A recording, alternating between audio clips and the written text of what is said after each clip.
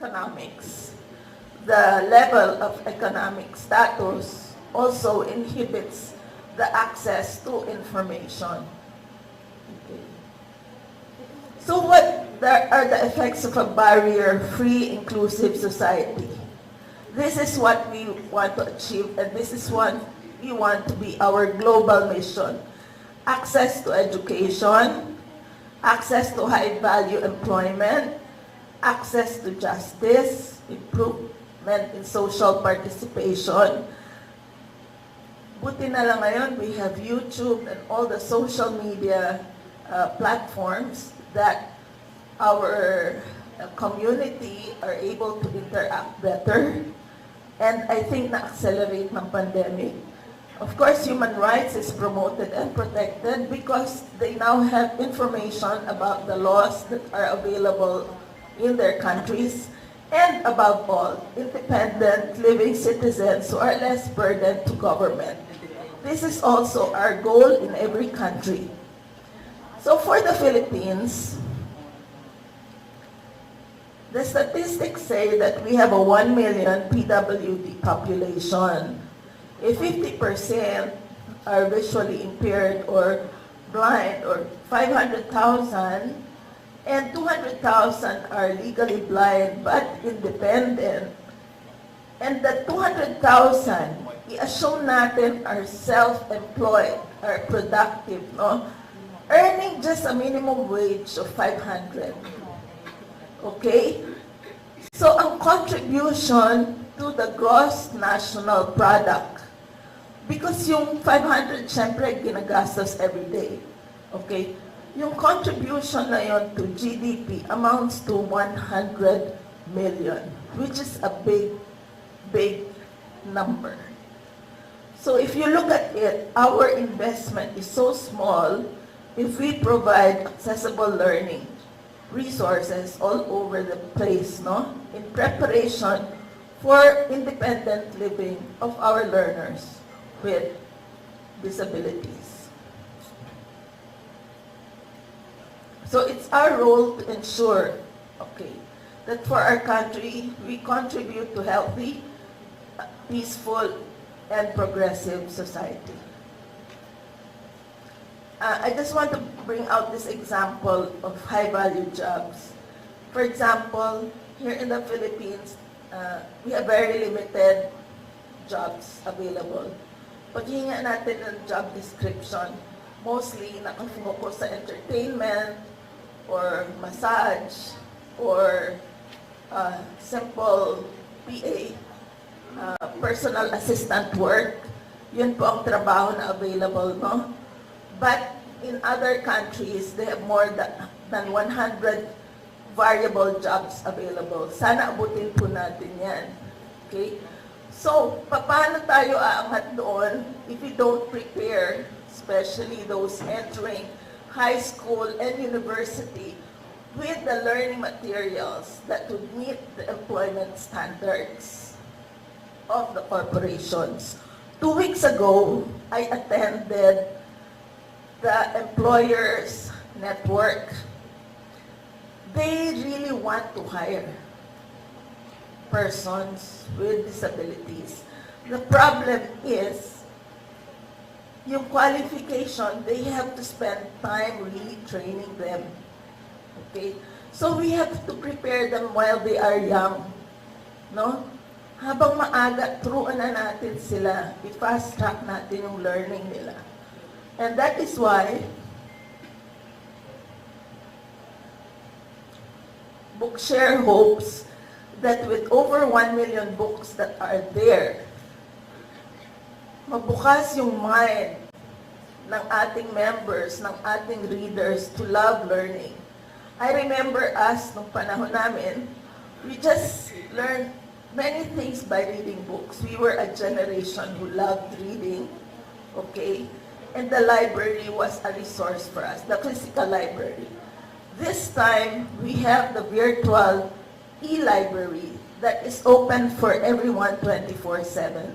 So in Bookshare, you have children's books, books for teens. These are properly classified. You can even check on the textbooks of some countries for specific modules, no? So if you want to know modules being used in India, in the US, in Britain, may classification sila, may categorization. So I just invite everyone to explore bookshare.org, and you will see the type of content that we have there available for everyone, for your supplementary reading, entertainment, whatever use, to bring you in different worlds and upskill for whatever need you may have. Next is, I don't know if the, magpa-play ba? Okay. Ay, walang sound. Mahina ho, mahina ang sound.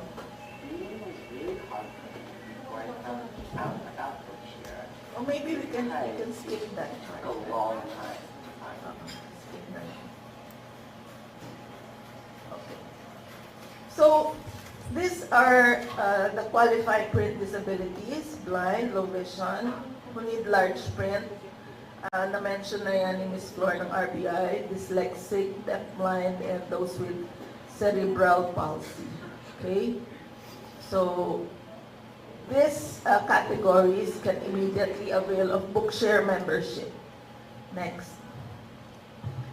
In the Asia Pacific, we have our membership partners. These are Vision Australia, National Library of Korea, the Blind Foundation New Zealand, and Resources for the Blind for subscription and payment assistance. So everything is centralized through the Code of Resources for the Blind for country identification. Okay? We've been our partner since 2013. Next. So how to read with Bookshare? So ang daming screen readers na available. It's not limited to one.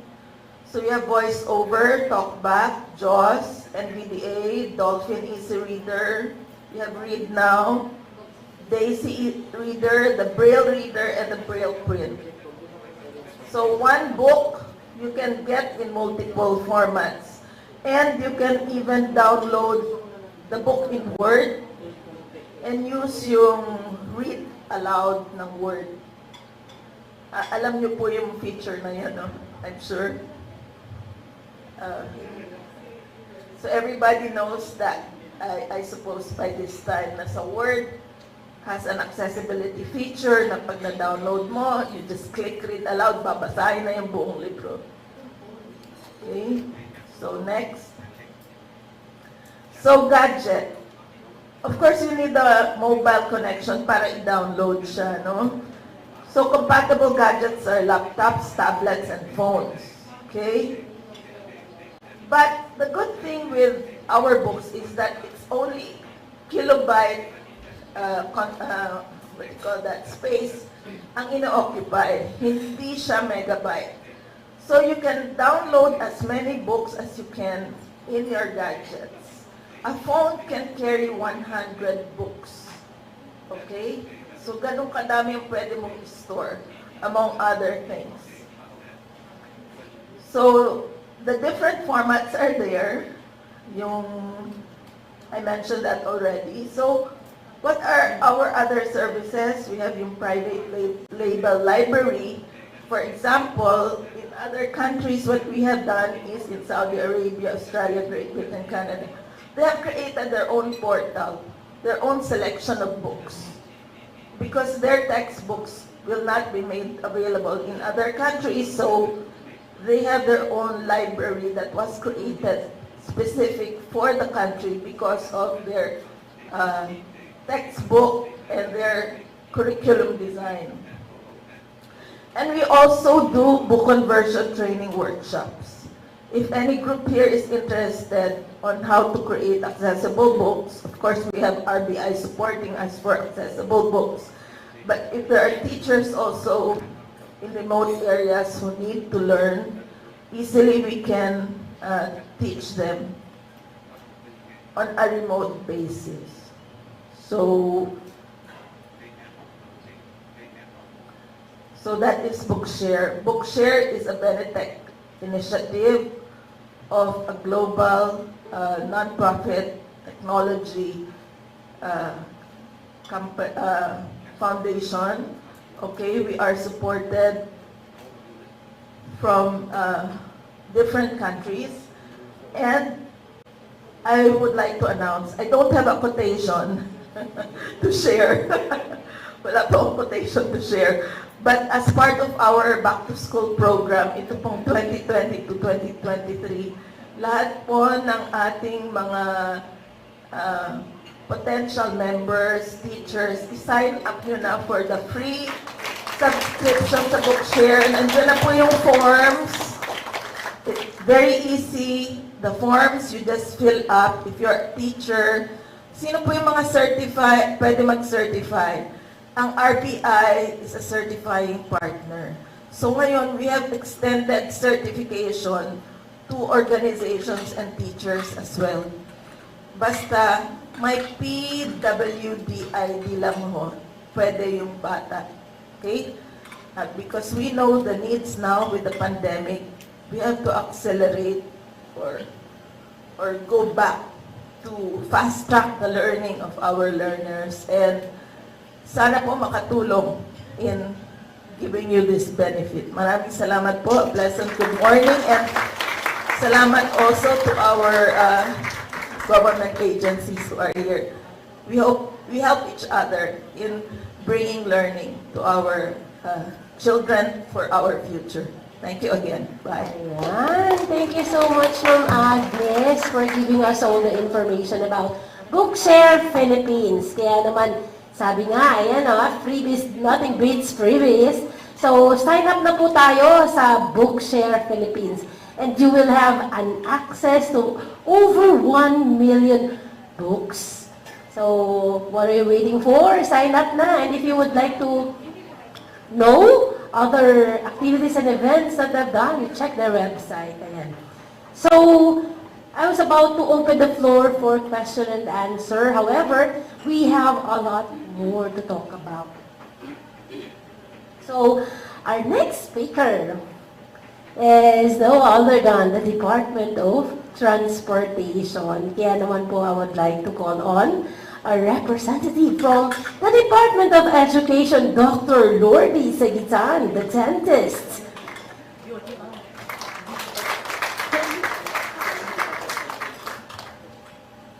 I'm stand correct. Department of Transportation. Ayan. Ito si Ma'am Lordy, kasama rin namin to sa iba pang mga meeting. Eh, ma'am, take it away.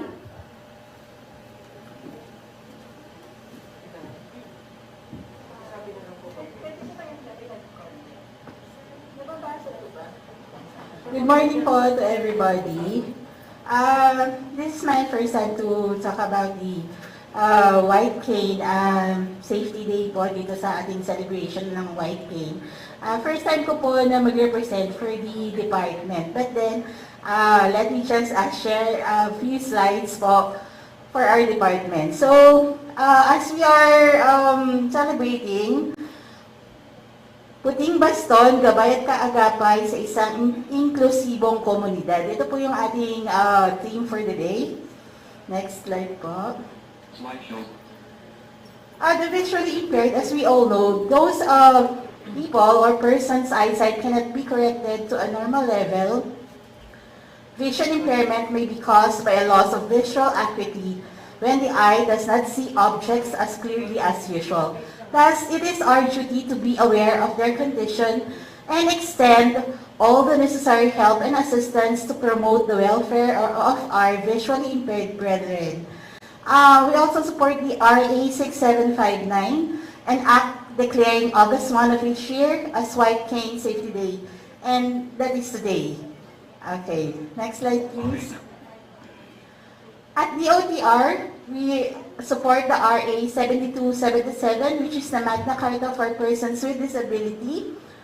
It shall promote the mobility of persons with disabilities and guarantee indiscriminate access to public transportation by providing accessibility features such as ramps, signage, stickers in terminals, stations, or depot. Ports and airports are also included in this, as you can see in the pictures. Next slide, please. As you can see, there are handrails, there are signages, there are telephone booths which are accessible to our PWD brethren. And then there are also designated seats. Next slide, please. Also, in the airports, there are restrooms designated for our PWDs, and also signages along the ramps and the handrails. Next slide, please. At the OTR, we respect the rights and privileges of our PWDs, such as the employment, education, auxiliary, social services, telecommunications, accessibility, and political and civil rights. We also support the prohibition and the discrimination against PWDs, such as discrimination on employment, discrimination on transportation, discrimination on the use of public accommodation and services. Also, with the IRR of BP 344, the Accessibility Law, an act to enhance the mobility of disabled persons by requiring certain buildings, institutions, establishments, and public utilities to install facilities and other devices. These are the requirements for public transportation. One is that public transportation shall have designated seats for disabled persons. Regular buses shall at least have 5 designated seats. First class, premier, and air-conditioned buses shall have at least 4. Passenger trains shall have at least 6 designated seats per car for our PWDs, and it should be near the door area. Another one is the passenger airplanes. It shall have at least 2 designated seats for the disabled persons near the front exit entrance door on a per aircraft type basis. Also in the Philippines, it is also encouraged for jeepney, for our jeepneys. Kasi dito lang po sa atin sa Pilipinas may mga jeepney, no? So, it is encouraged that yung mga front seat po nila are reserved po for the PWDs po. Next slide, please. So, as you can see in the picture, there are certain signages wherein nakalagay po dyan yung mga logo po ng international PWDs logo po natin. So, kung nakikita po natin na meron pong mga kapatid tayo na PWD, dapat po sila po yung maupo doon and i-prioritize po natin sila. Next slide, please. We also have the tactile strip or the guiding tile. These are the guiding tiles for the visually impaired persons po. Makikita po natin ito sa airport at saka po sa ating mga MRT, LRT stations. Next slide, please. Regarding the International Civil Aviation Organization or the ICAO, in document number 9984, Manual on Access to Air Transport by Persons with Disabilities, it says that it recommends that airport and aircraft operations, including ground handlers, should ensure that boarding equipment that provides for the safe and dignified boarding and disembarking of persons with disabilities is available for their use at terminals. The DOTR, along with CAAP, the Civil Aviation Authority, the Civil Aeronautics Board, CAB, the Manila International Airport, MIAA, the Clark International Airport, and the Mactan Cebu International Airport Authority, has instructed all airline operations as well as ground handlers to install and use PWD accessible passenger boarding ramps for all the aircraft. Ayan po. So makikita po natin sa photos, meron po tayong mga ramp po para po sa ating mga passengers po na naka-wheelchair at saka po may mga nag-a-assist naman po. Also, as you can see in the picture po, nagsa-site inspection din po ang DOTR sa iba't ibang ports, airports, or sa mga terminals po ng ating MRT, LRT to monitor po kung nasusunod pa rin po ba siya hanggang ngayon. Next po. The airport bus system with NCDA. The NCDA engaged with the Department of Transportation and LTFRB on the launch of the airport bus system, which intends to provide an alternative means for persons with disabilities access and airport facilities to ease long queues for airport taxi services. As you well know po, pag sa mga airport po, pagdating po natin sa labas, usually napakadami po talagang mga pila. Mayroon po tayong prioritization po for our PWDs, brothers and sisters. And then, persons with disabilities, such as the visually impaired people, are included in this project, where they are given easier access to transportation going outside and inside of the NAIA International Airport. The limited ways of PWDs are now broadened by this project. As you can see po, sa mga bus po natin, supposedly po, talagang may ramp po na ganyan. And then, with the IRR of RA 6759, the White Cane Act, it is an act where August 1 of each year is declared as White Cane Safety Day in our country. The responsibility of the OTR is to conduct orientation and massive information campaigns on the act to drivers, conductors, vehicle owners, and other organizations of the PWDs.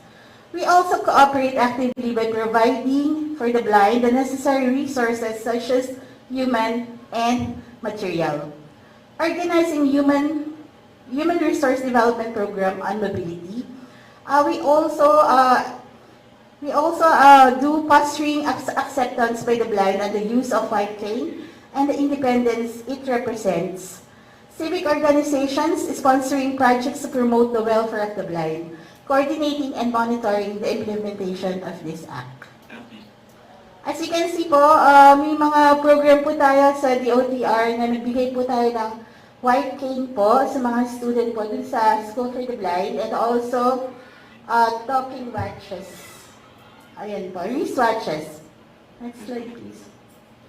Yan po yung mga program po na nag-organize po niyan ay DOTR din po.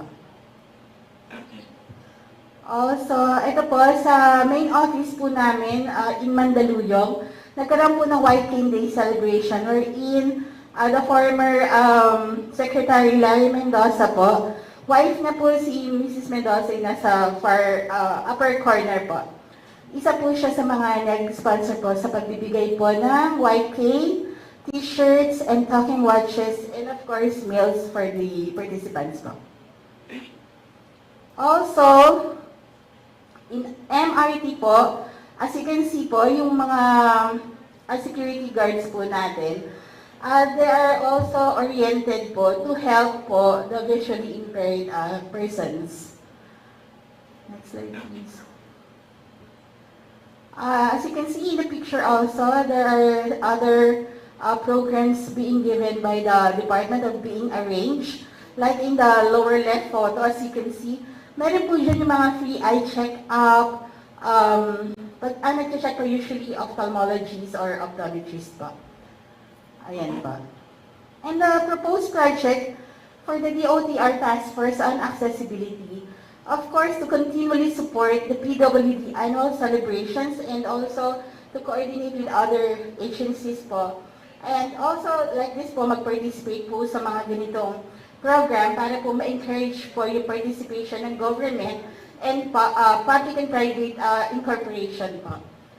To conduct sensitivity trainings for MRT, LRT, PNR personnel on how to handle or assist PWD. Since MRT, LRT po, PNR, they are one of the frontliners po ng ating department. Sila po yung mga partner natin na lagi po sila may stakeholders na public. So, sila po yung isa sa mga iti-train po natin to further be aware of the kailangan pong assistance ng ating mga PWDs. Also to promote segregation scheme for the PWDs, elderly, passengers with young children, and pregnant women. Ito po yung sa mga car trains po natin. And to repaint the handrail steel and replace all the stickers with inclusion of the international symbol of access logo. Next po. Also, in the OTR, adherence and alignment of the DOTR to guidelines and policies related to the welfare of the visually impaired individuals po. Also to conduct pertinent examinations related to vision as part of the physical examination of employees. Ito po yung mga nasa isip po namin na pwede pong isama po sa program po ng DOTR. And also to invite and establish partnership with other agencies which may be public or private to undertake in the projects for the benefit of visually impaired individuals. And of course, to raise awareness, information dissemination to public for them to be fully aware of the different programs regarding visually impaired persons. Ayan pa. And that's all po. Thank you. Dahil po uso po ang pa-code, meron din po tayong pa-code. Talaga po, nag-search pa po ako ng pa-code po natin. Wait lang po. Natin ko lang po. Ayan po. The only thing worse than being blind is having sight but no vision.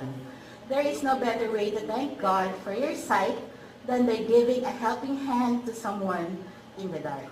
Kindness is a language which the deaf can hear and the blind can see. Thank you.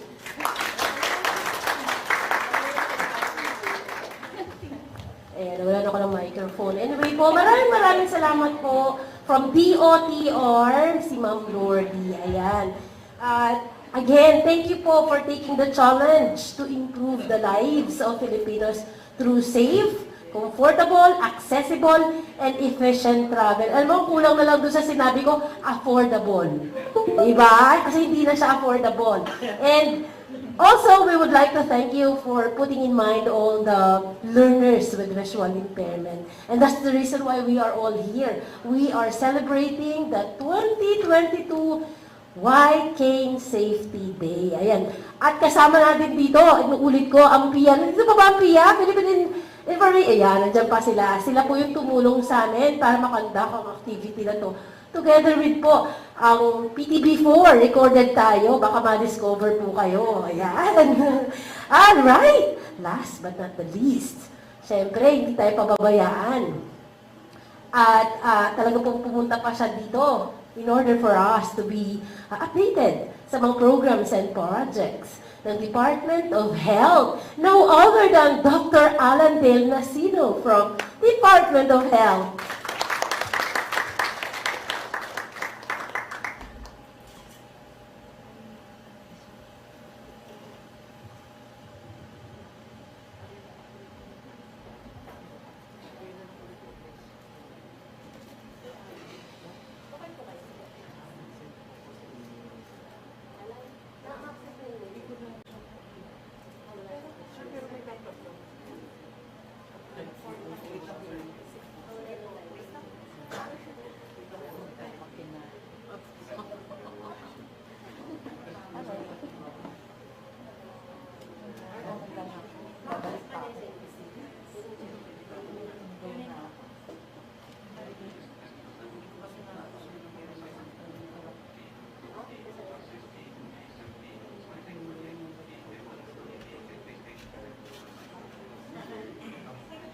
Saying lang po natin we are just trying to access it via online. So sobrang swerte natin kasi Department of Health is really busy. Alam niyo na ang sitwasyon ngayon. So meron ng isang case ng monkeypox and yet Dr. Alan Dale is here with us. So sana maano natin to online, na-access natin via online. Okay, so while we are waiting for that, I'd like to roam around to check. Are you still with us? Ayan. Hi there! What's your name? Hi, my name is Mikey. Hey, taga saan si Mikey? I am from Pampanga. Ayun. Pampanga, Angeles City. Sabi ko, taga saan siya? Hindi niya naintindihan. May nag-translate ng English. O, diba? English speaking siya. And happy White Day Safety Day. And how about you? What's your name? Say Irian May Murillo po. Ayan, taga saan si Sir? From Olongapo City. Ang layo, pero nag-travel sila here in NCR to be with us in celebrating the White Cane Safety Day. May sinasabi dito yung supervisor. Sir, ano ang masasabi mo today? Wala lang. I just wanna say hi to my kapalan. Ayun, mga kabalan pala ito. Ito pala yung mga kasama niya. Kabalan is what? Kababayan. Kababayan, tingnan mo, dami kapampangan. So, dami natin natutunan mo. Nagugustuhan ko rin yung collaboration ng iba't ibang ahensya. And na-refresh. Meron tayong mga bagong kaalaman. Ina-update tayo sa mga batas, sa mga programs and projects na meron sila. Ayan, at mukhang ready na ang ating Department of Health. Ayan, once again, ready na ba tayo, sir? Ayan. A warm of applause to Dr. Alan Dale Nasino.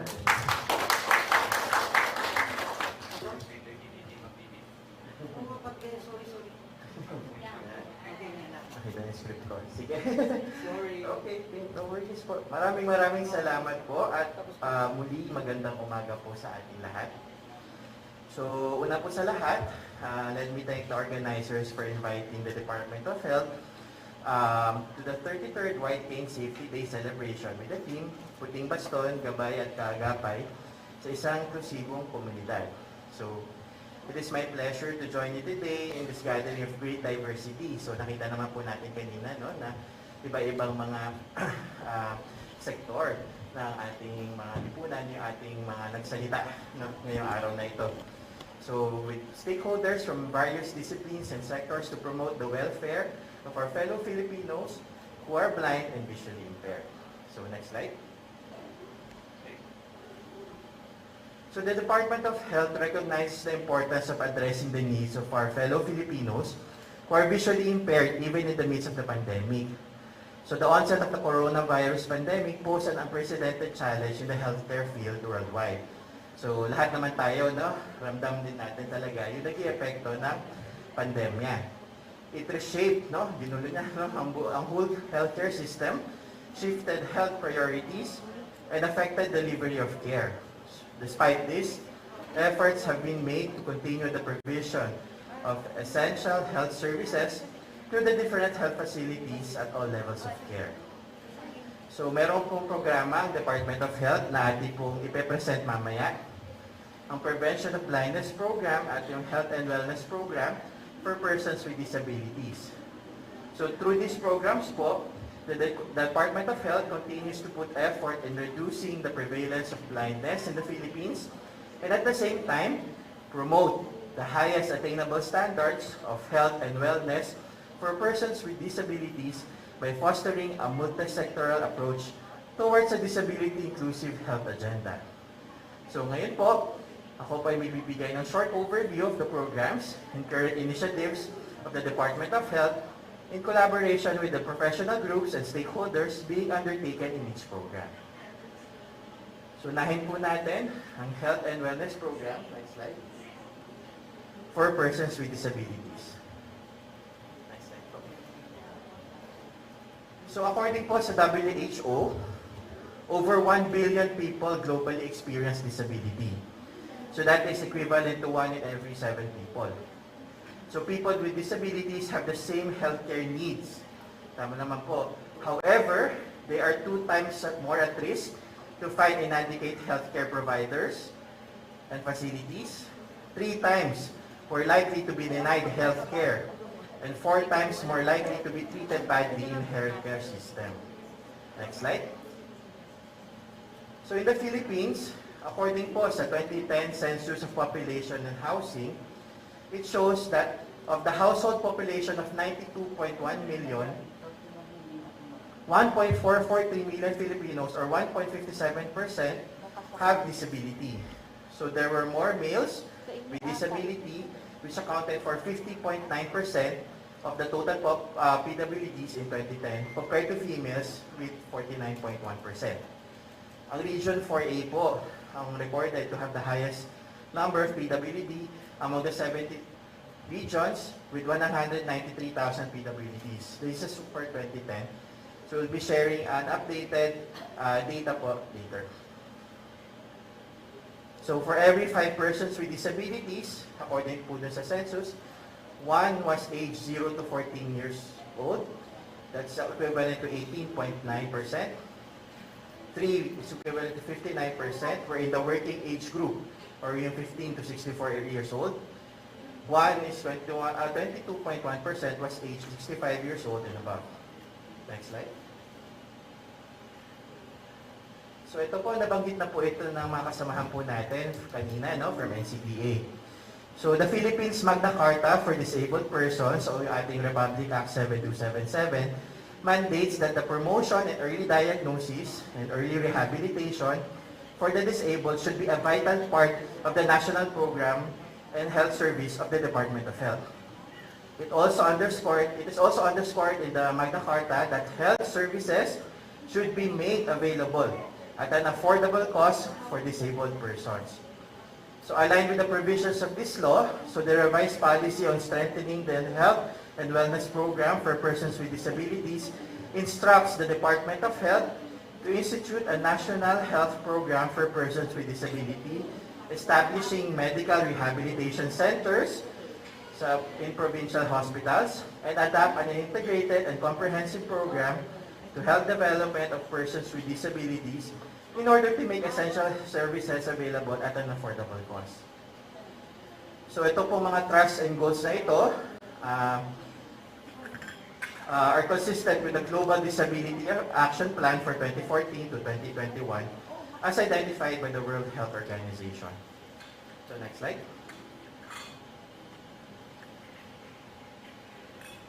Next slide po. So here, ang ating po programa, ang Health and Wellness Program for Persons with Disabilities, are guided by these policies, laws, and guidelines. So di na po natin ito isa-isahin for the sake of time, and this was also presented po earlier na ating mga kasamahan, ibang kasamahan. So next slide po. With the mission in contributing to the achievement of optimal health, functioning, and well-being, and human rights for all persons with disabilities, the Department of Health established a national registration and reporting for specific types of disabilities and generate a database on the current status, needs, and circumstances of persons with disabilities in the country to provide an effective basis of a national health program plan for persons with disabilities. So ito po ay tinatawag nating Philippine Registry for Persons with Disabilities. No? So ito yung PRPWD. So ito po, ano po ba itong PRPWD? Ito po yung registration system natin, wherein data like general information and types and causes of disabilities are being captured. So aside from being a registry, the system is also designed to assign a unique identification number for a certain PWD to enable the availment of discounts and other benefits. So dito din po nakakapag-generate ng PWD ID through this system. So the PRPWD is conceptualized and developed in partnership with the National Council on Disability Affairs, or NCDA. So at ang ating pong PRPWD, it sets up a standard procedure to facilitate coordination and networking among NGAs, LGUs, NGOs, and organizations of PWDs in the issuance of PWD IDs. So it also improves the efficiency and effectiveness of the workflow processes, considering that the issuance of PWD IDs is already automated or computerized. So further, it aims to integrate all disability data into the basis of the PRPWD. So kung may mga information po tayong kailangan, no?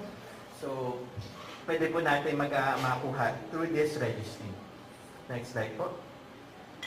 So ito po yung latest copy ng DOH Administrative Order 2013-005-B.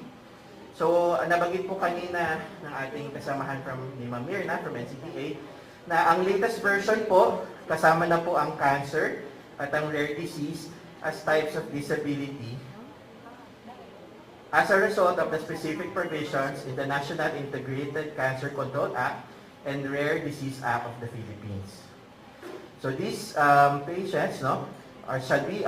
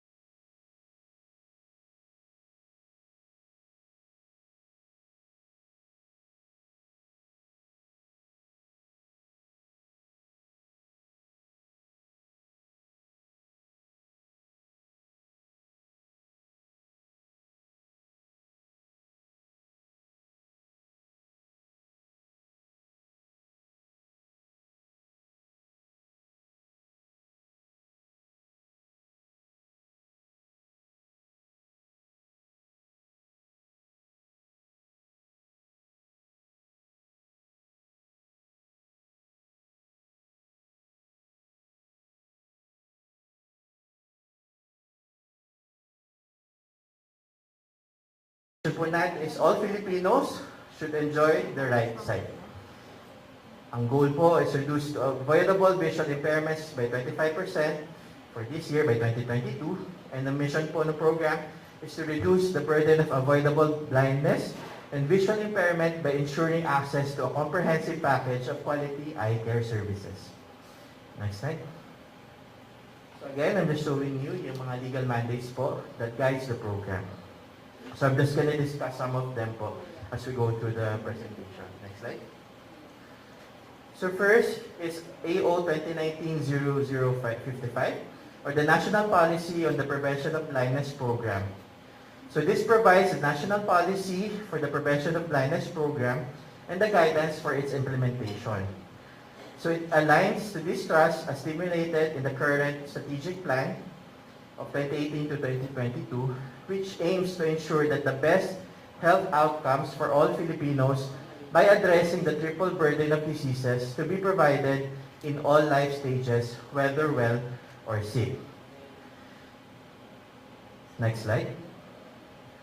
So ano po yung bago dun sa ating AO? So mapapansin po natin, eye care services shall now be delivered through a functional healthcare provider network to ensure access of eye care patients to appropriate services interventions. So here makikita po natin, so sa primary care, under primary eye care services, nandiyan po ating mga health promotion activities, mga vitamin A supplementation, MMR immunization, visual acuity screening, and management of yung mga common diseases natin such as conjunctivitis, blepharitis, subconjunctival hemorrhage, and other minor eye diseases.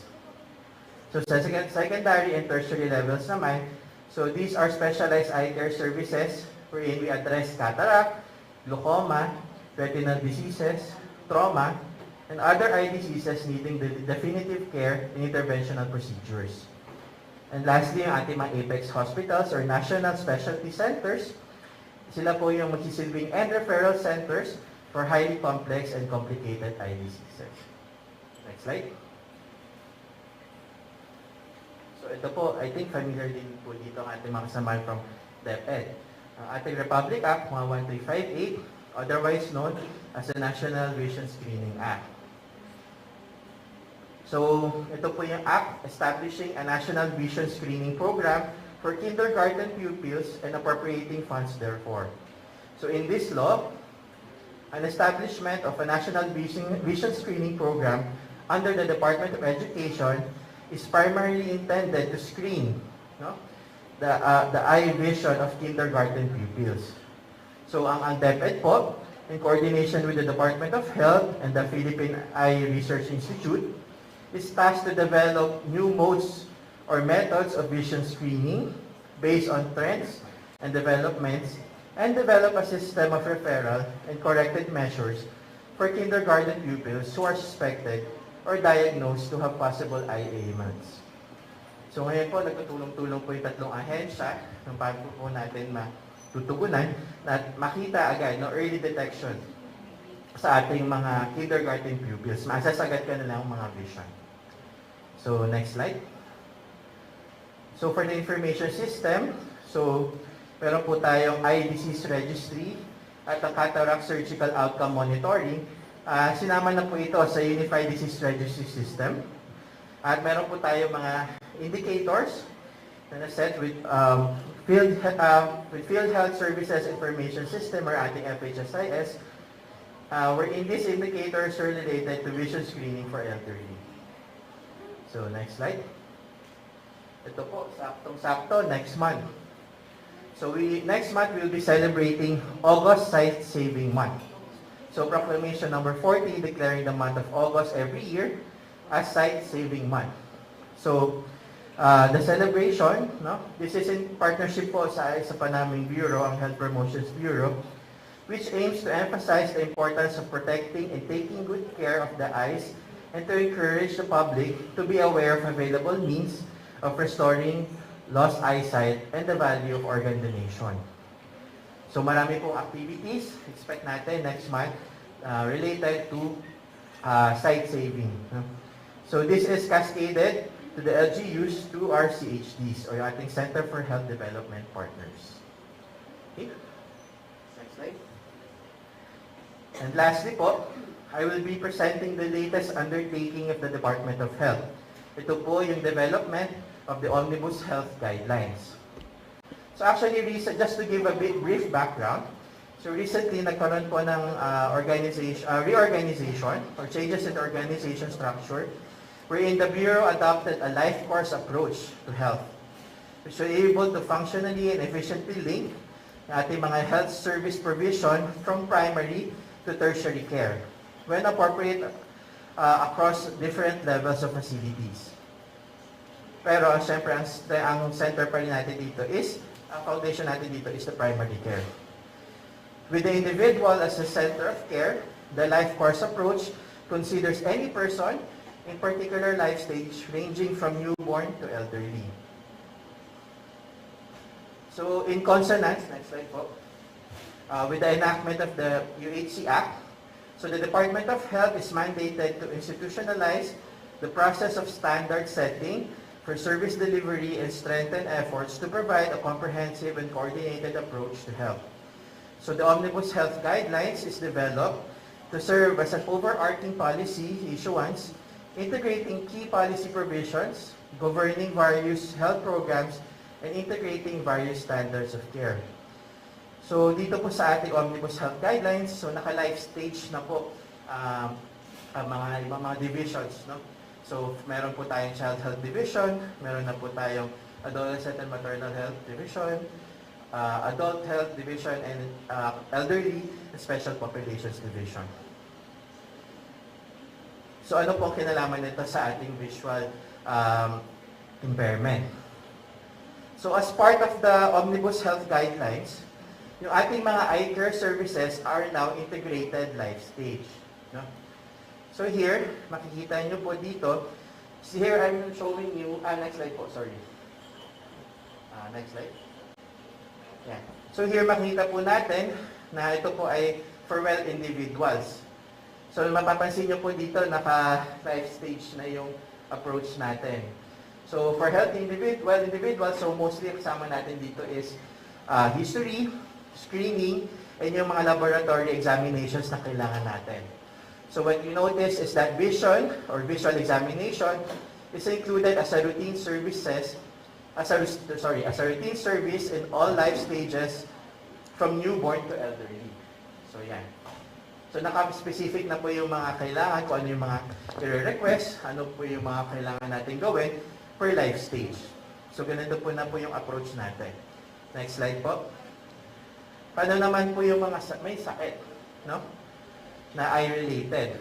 So, we also incorporated the primary eye care guide for the different eye care problems in the Omnibus Health Guidelines for sick individuals. So, this shall serve as the guide to our service providers, yung ating mga doktor, nurses, midwives, nasa barangay health stations, in our primary care units, RHUs, in the diagnosis and management of common eye diseases. So this makes use of the prominent signs and symptoms of eye diseases and group them into those conditions causing blurring of vision, eye injury, trauma, infection, and mass. So mamaya po, pakita natin. So here, next slide po. So medyo malabo lang. So let me zoom in. So here makikita natin, no? Kumbaga ito na po yung magiging guide ng ating mga doktor, nurses, midwives sa mga primary care facilities on what to do, no? Pagdating sa mga iba't ibang kondisyon na patungkol po sa mata. So here, makita natin nasa left side ano po yung mga kailangan i-treat, kaya nilang i-treat at that level. At this yung mga nasa yellow po, ito yung mga pwedeng screen nila, then refer. Ito pong nasa side na to, refer immediately, ito yung mga emergency. And ito po yung nasa kabila, yung ating mga routine screening. No? So kasama dyan yung mga antibiotics na ibibigay, no? Yung kailan nila dapat i-refer yung isang pasyente. So nakalagay po yan, ina-incorporate na po yan lahat sa ating Omnibus Health Guidelines. So next slide. So as a way forward, no, the Department of Health, through the Health and Wellness Program for Persons with Disabilities and Prevention of Blindness Program, is committed to focus on the following.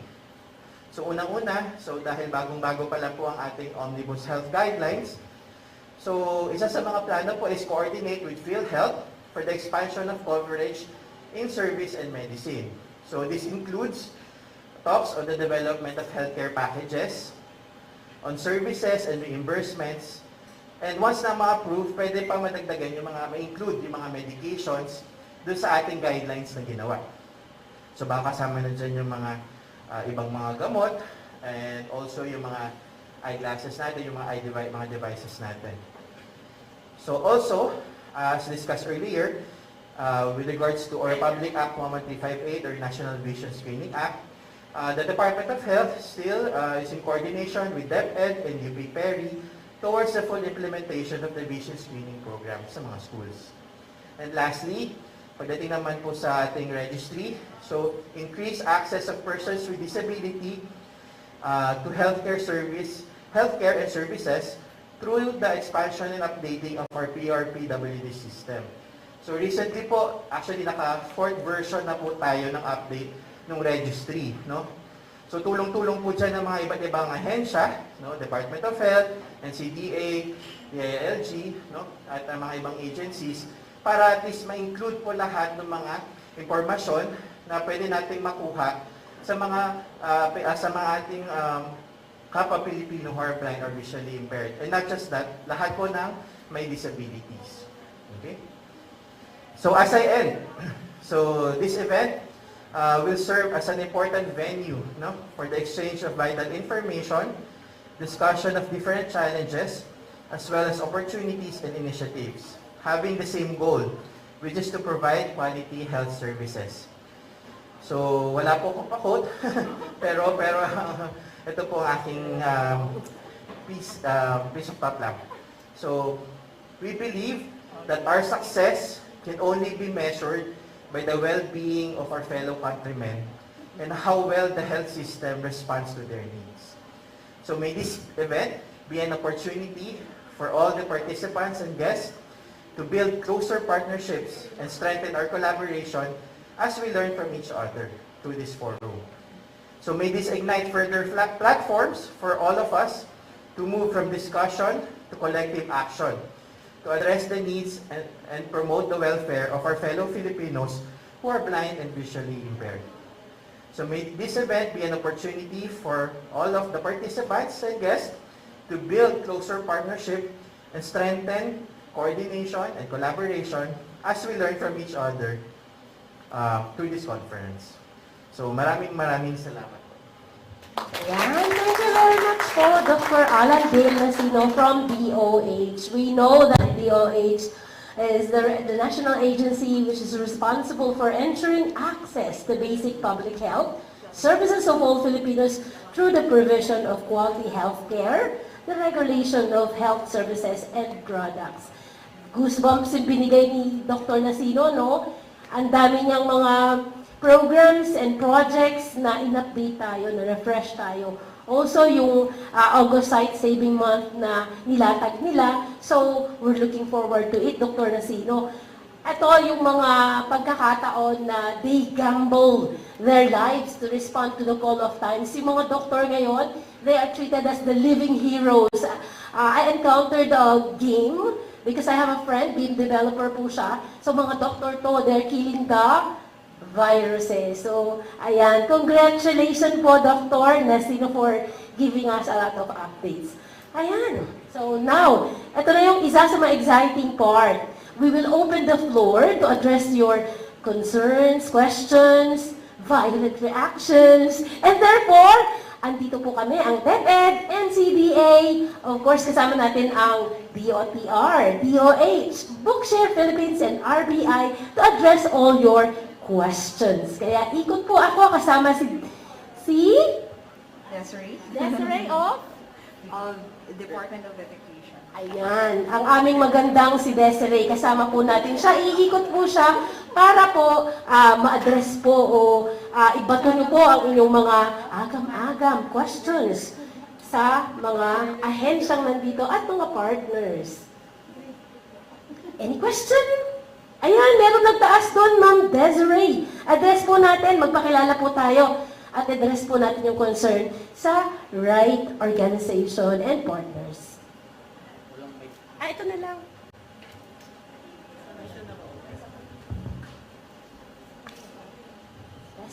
Test mic. Good morning po sa lahat. Ako po si Ma'am Bernice Dagsaan from SBO Kawayan City, Bulacan. Pagtatanong lang po ako sa DOH po, Doc. Hindi ko po alam kung nabanggit niyo po or baka hindi ko lang po naintindihan. Meron po bang mga, alam ko marami po naman pong services pagdating sa mga orthopedic, yung nabanggit niyo nga po kanina. Tatanong ko lang po kung meron po bang mga hospitals or clinics po na nagbibigay ng free choice po sana sa mga blind, especially po sa mga schools po kasi sa mga eskwelahan po ay talaga namumroblema po kami ng eye check-up sa mga bata para po ma-address po namin po talaga kung sila po ba talaga ay low vision, yung mga total kailangan po ba nilang magsalamin pa or whatsoever po.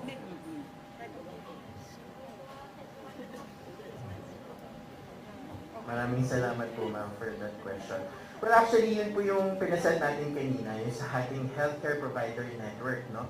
So, we have, syempre, the Department of Health being a government agency, we have different health facilities, no, which are government run din, no?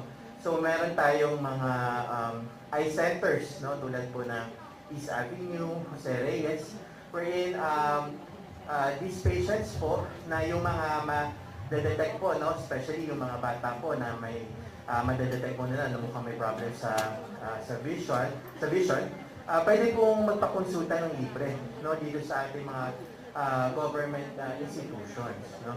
So, yun po yung isa sa mga kumbaga mandate, no, na department, part ng ating healthcare provider network, wherein once na-detect po ang isang bata na may problema sa vision, mare-refer po ito, no, pwede po i-refer ng mga institutions sa ating mga partner institution, hospitals or government hospitals which cater po and addresses yung eye diseases po.